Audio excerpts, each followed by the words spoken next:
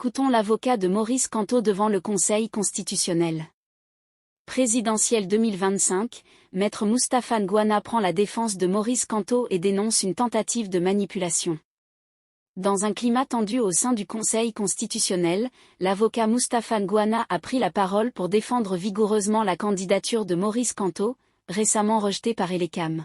Devant une assemblée attentive, il a dénoncé ce qu'il qualifie de manœuvres institutionnelles et de construction artificielle de légitimités électorales, en s'attaquant notamment au dossier présenté par Dieudonné Yebga, qui revendique l'appartenance au parti Manidem.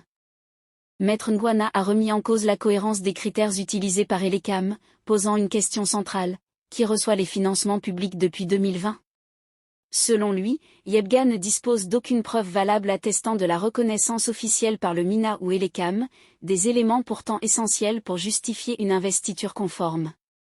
L'avocat a également critiqué les documents fournis par Yebga, soulignant qu'aucun n'est signé de manière légale, ce qui remettrait en cause leur validité. Il a de plus contesté la légitimité du bureau exécutif présenté par Yebga, affirmant que son secrétaire général présumé aurait nié toute implication dans cette organisation.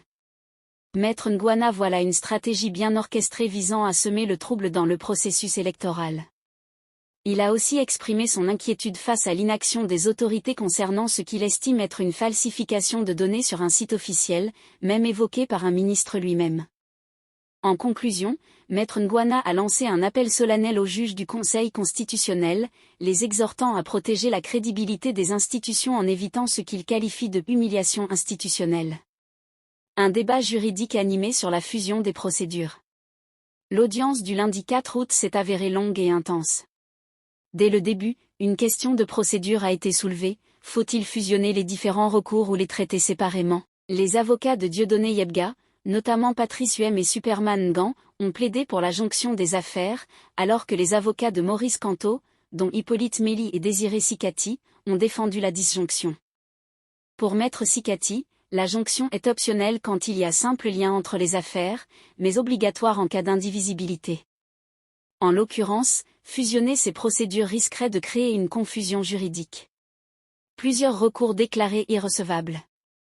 Plus tard dans la journée, le président du Conseil constitutionnel a rejeté 4 recours, ceux de Vincent Sostenfouda Essomba, Bertin Kizob et Léonté Onana. Ces derniers demandaient respectivement l'annulation de la candidature de Paul Biya, la récusation de certains membres du Conseil, et la réhabilitation de leur propre candidature. D'autres recours ont également été rejetés, notamment ceux de André-Marie Dibamou, Léopold Bessipin, Big Jacob Ngom et Gabriel Moifo. De même, la tentative de certains membres du Front pour le Salut National du Cameroun, FSNC, visant à écarter Issa Chiroma Bakary de la course présidentielle a échoué. Ce dernier reste donc officiellement candidat pour l'élection prévue le 12 octobre. Si ça vous a plu, n'oubliez pas de vous abonner et de cliquer sur la cloche de notification pour ne pas rater mes prochaines vidéos.